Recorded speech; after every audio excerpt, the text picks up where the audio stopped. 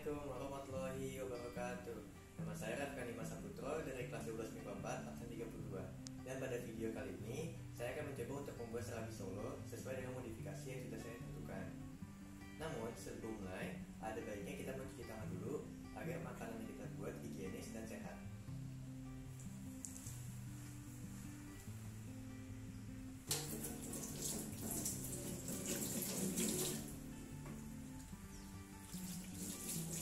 Oke, sepertinya kita sudah siap untuk mulai memasak. Mari kita cek resepnya.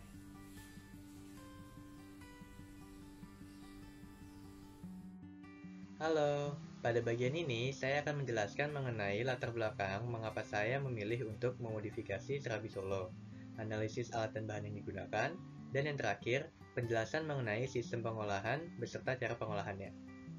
Yang pertama adalah latar belakang kenapa saya memilih serabi Solo untuk menjadi makanan khas daerah yang saya modifikasi. Yang pertama, serabi Solo adalah makanan khas daerah yang berasal dari Solo. Oleh karena itu, sebagai saya sendiri adalah orang Solo, menurut saya serabi Solo adalah makanan khas daerah yang cocok untuk saya modifikasi.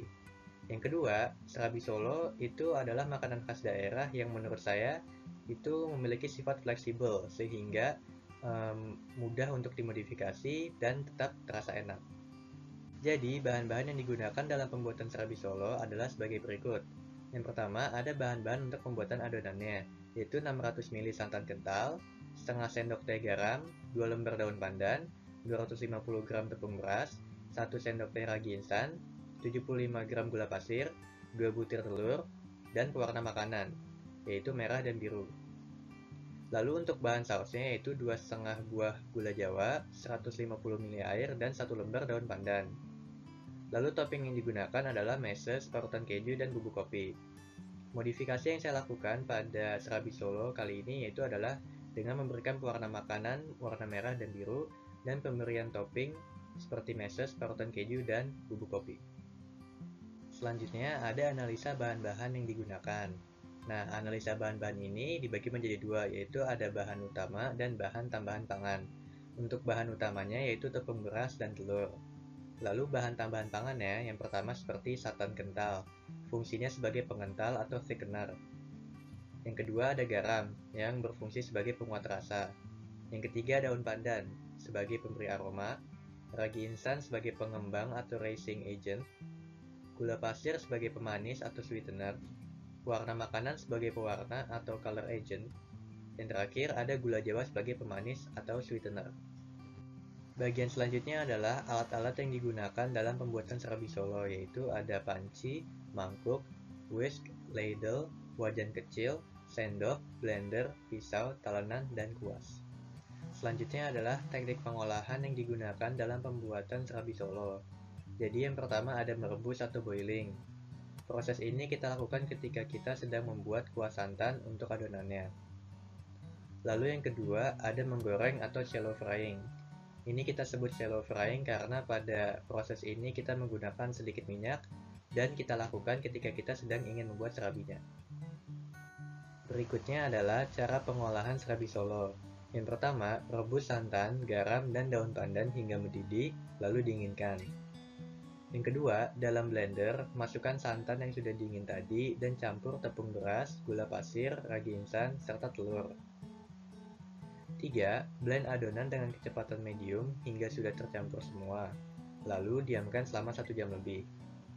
Yang keempat, sambil menunggu adonannya, buatlah saus sebagai pelengkap serabi dengan melelehkan gula jawa yang ditambah air dan daun pandan di sebuah teflon hingga mendidih, lalu dinginkan. Selanjutnya, langkah kelima, setelah adonan dingin, pisahkan kurang lebih sepertiga dari adonan dan tuangkan ke dua mangkuk berbeda. Berikan pewarna makanan yang sudah ditentukan, yaitu merah dan biru. Yang keenam, panaskan wajan menggunakan api yang kecil. Oleskan minyak goreng ke wajan itu dan tuangkan 1 sendok adonan di tengahnya. Kemudian gerakkan sendok ke bagian pinggir wajan.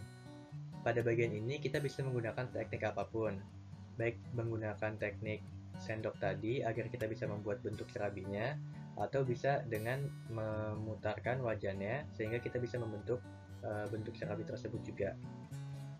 Yang ketujuh, biarkan hingga serabi setengah matang dan beri topping sesuai selera. Masak hingga serabi matang, lalu diangkat. Terakhir yang 8, sajikan dengan saus gula Jawa dan selamat menikmati. Sekian dari saya mengenai penjelasan mengapa saya memilih serabi Solo, analisis alat dan bahan yang digunakan, sistem pengolahan, dan cara pengolahannya. Mari kita langsung ke prakteknya.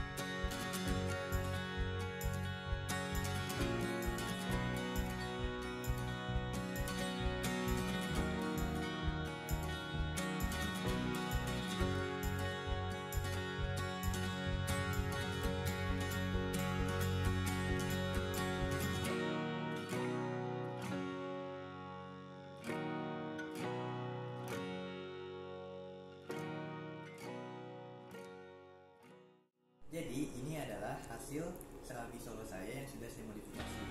Terima kasih.